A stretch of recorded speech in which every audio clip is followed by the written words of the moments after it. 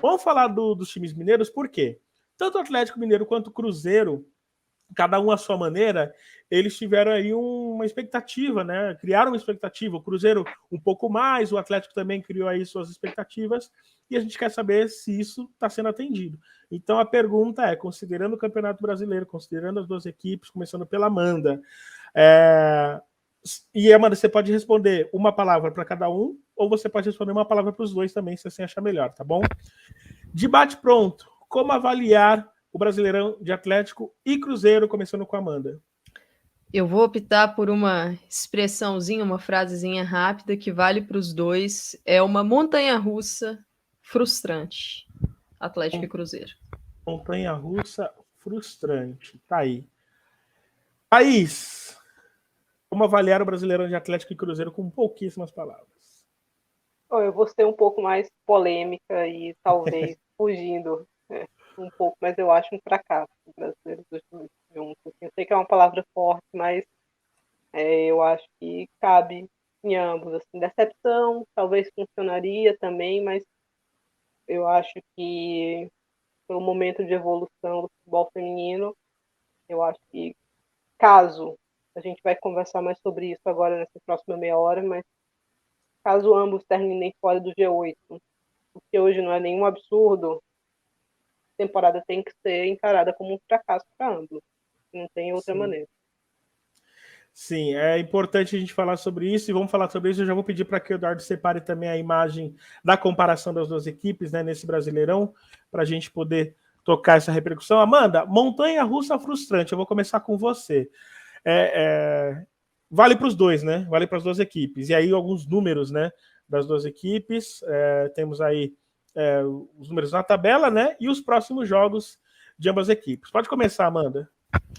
Galo e Cruzeiro são duas equipes que trouxeram reforços interessantes e o Cruzeiro, por exemplo, deu uma investida nesse mercado, né? Porque fez um Brasileirão muito abaixo na temporada passada. Então foi ali no mercado, trouxe nomes de peso, conseguiu tirar do Palmeiras, por exemplo, uma Bianca. Né, uma Bianca Brasil, é um nome de muito peso aqui no país, e o Cruzeiro conseguiu trazer essa contratação.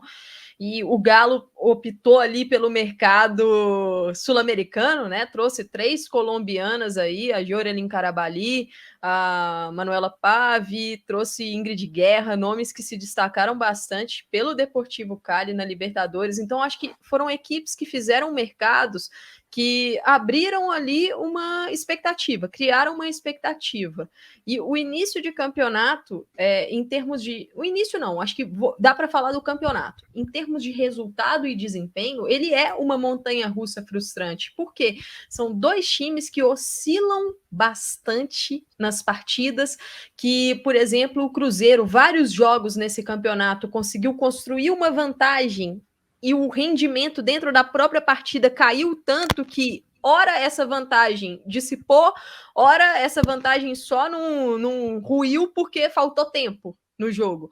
Mas são duas equipes que oscilam muito em termos de desempenho, né? Tá faltando aquela consistência, tá faltando aquela solidez, e o próprio jogo entre essas duas equipes, acho assim, Rafa, o clássico Cruzeiro e Atlético, né? Que é o exemplo perfeito do Brasileirão de Galo e Cruzeiro. O Galo abre 3-0 num primeiro tempo, foi avassalador ali, 20, 25 minutos avassaladores, abriu 3-0, chega no segundo tempo, caiu demais de desempenho, muitas falhas, o Cruzeiro cresceu, conseguiu ali os seus golzinhos no final, poderia ter empatado, poderia ter virado, então exemplifica mesmo o que é essas duas equipes que oscilam muito em termos de desempenho, poderiam estar entregando mais pelas peças que tem ali no seu elenco, e em termos de pontuação a mesma coisa, poderiam estar ali mais vivos, vamos dizer assim, na briga pelo G8. Lógico, o Cruzeiro está à frente e está mais vivo. O Galo, aí eu acho que a gente tem que conversar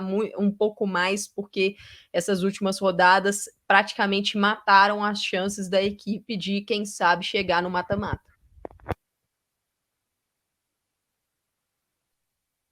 O mute, Rafa.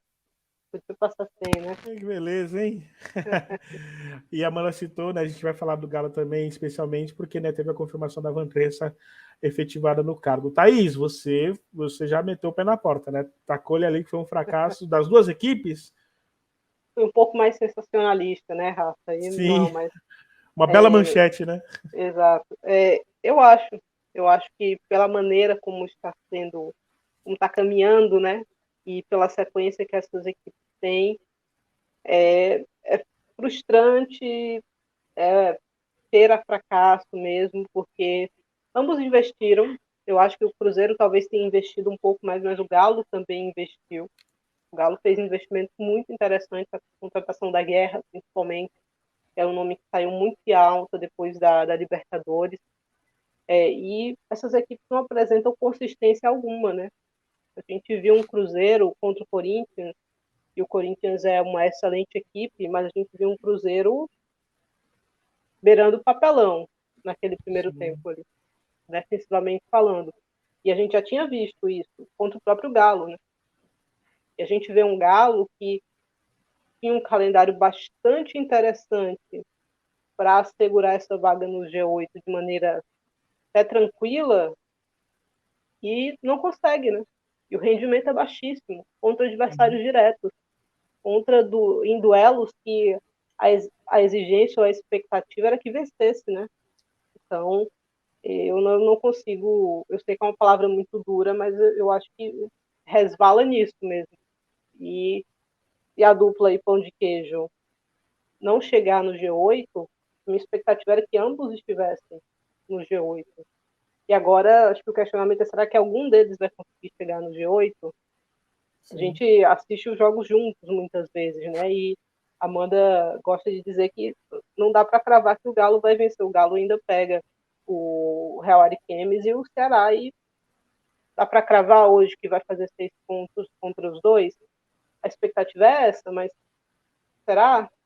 Essas duas equipes aí, eu acho que dificilmente vão escapar de um rebaixamento, mas o rendimento cresceu, né?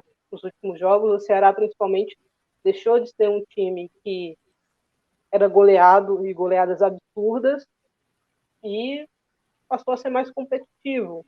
A Ariquemes está brigando aí, né? Conseguiu resultados importantes para se manter vivo por mais tempo na luta contra o rebaixamento. Dá para cravar hoje que o Galo vai vencer com certeza esses dois duelos? Não sei.